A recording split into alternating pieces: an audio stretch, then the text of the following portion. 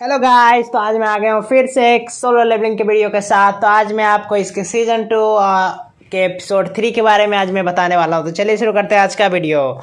तो जैसा कि हम सब जानते हैं कि जिन्हों खुद ही गिल्ड खोलना चाहता है, लेकिन उसके लिए पहले उसे 19 डंजन के रेड कंप्लीट करने होंगे, जिसमें जिन्बू उसकी मदद कर रहा था। खैर, हम जिन्बू और जिन्हों को एक डंजन के अंदर देखते हैं, जहाँ जिन्बू अपनी शैडो आर्मी से इस डंजन के सारे मॉन्स्टर को मरवा देता है। जिन्होंने पहली बार शैडो आर्मी देखा था और वो जिन्बू से पूछता है कि यह क्या है। जिन्बू कहता है कि बताना थोड़ा मुश्किल है, ऐसा समझ लो कि यह मेरी स्किल का एक हिस्सा है।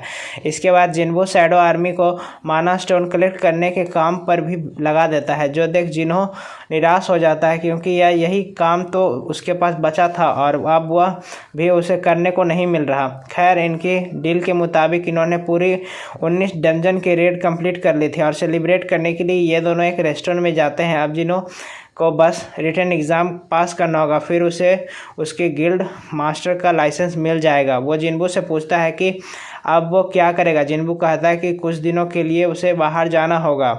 जिन्हों को अब थोड़ा सा चढ़ जाता है दारू। अब वो बोलता है कि उसका एक बड़ा भाई है, लेकिन उनकी आपस में नहीं बनती।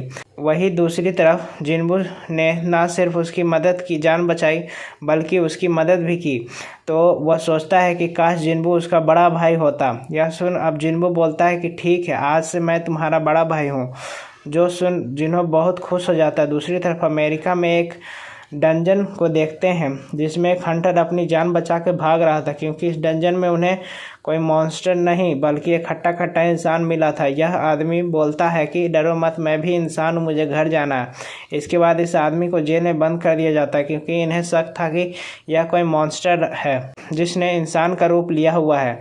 इस आदमी का कहना था कि यह 10 साल से एक ही डंजन में फंसा हुआ है, अब जाकर बाहर निकला है। इस आदमी का नाम है संगिल हुआन, लेकिन क्योंकि यह इंग्लिश नहीं बल्कि कोरियन बोलता था, इसलिए इससे पूछताछ करने के लिए डोंगो को यहाँ बुलाया गया है। दूसरी तरफ जिन्बू जीना को बताता है कि उसे कुछ दिनों के लिए बाहर जाना होगा। जीना को लगता है कि वह अपनी गर्लफ्रेंड से मिलने जा रहा होगा, लेकिन जिन्बू कहता है कि ऐसा नहीं है। असल में जिन्बू डीमंस किंग के कासल में जा रहा था, क्योंकि यह वाला मिशन पूरा करने पर उसे एलिक्सर ऑफ लाइफ मिलेगा, जो कि दुनिया की किसी भी बीमारी को ठीक कर सकता है। तो इसकी मदद से जिन्बू अपनी माता का इलाज कर लेगा। अब कैसल में एंटर करते ही सिस्टम जिन्बू को एक क्वेस्ट देता है, जो कि था उसे 1 लाख डीमंस को मारना होगा। जिन्बू उनसे लड़ने के लिए तैयार था। इधर जिन्हों अपने फादर से रिक्वेस्ट करता है कि उनकी जो नई गिल्ड खुलने वाली है उसका हेड वो बड़े भाई की जगह मुझे बना दे। इसके लिए वह मान जाते हैं, लेकिन उनकी एक शर्त है, क्योंकि जिन्बू को हमारी गिल्ड में भर्ती होना होगा, यही उनकी शर्त है। अगर ऐसा हुआ तो जिन्हों को कंपनी का हेड बना देंगे। इधर जिन्बू को कुछ डीमंस को मार देता है। उसे यह भी पता चलता है कि यहाँ वहाँ जो डीमंस मार रहे हैं उन्हें वह अपनी शैडो आर्मी में भी शामिल कर सकता है।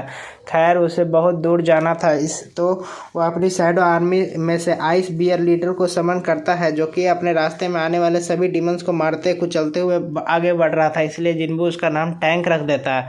इसके बाद हमें एक एस रैंक हंटर चाहिन के दर्शन होते हैं, जो चाहती थी कि उन्हें जेजू आइलैंड वाली बात पब्लिक कर देनी चाहिए, लेकिन कोई कहता है कि उसे बस पब्लिक में डर फैलने का है। तो अभी हमें अपनी गिल्ड को और मजबूत करने के लिए पर ध्यान देना चाहिए। इधर जिन्बू एक फ्लोर करके आगे बढ़ता ही जा रहा है। जैसे जैसे वो आगे बढ़ता है उतना ही वो स्ट्रांग वो बनते ही जाता है। उसका खुद का लेवल अब भी हो रहा था।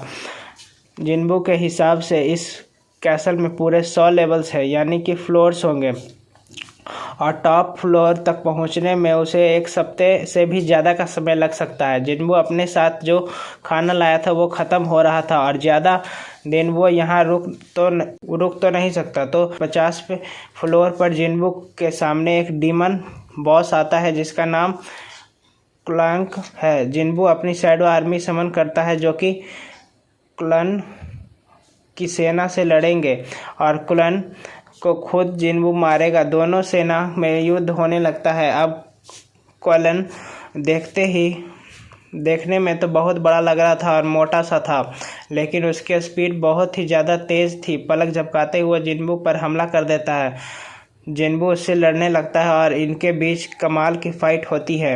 इसका एनिमेशन भी बहुत ज़्यादा शानदार था। खैर, जिन्बू को उस पर अटैक करने का मौका ही नहीं मिल रहा था। जिन्बू अब एक बिल्डिंग पर चढ़कर उसका ध्यान भटका रहा था, फिर चाकू से उसे मार देता है। दूसरी तरफ डोंगो इल हुआन से पूछताछ करने अमेरिका आ गया था। इस हुआन उससे पूछता है कि पिछले 10 सालों में इंसानों को गेट्स और मैजिक बीस्ट के बारे में कितना पता चला है।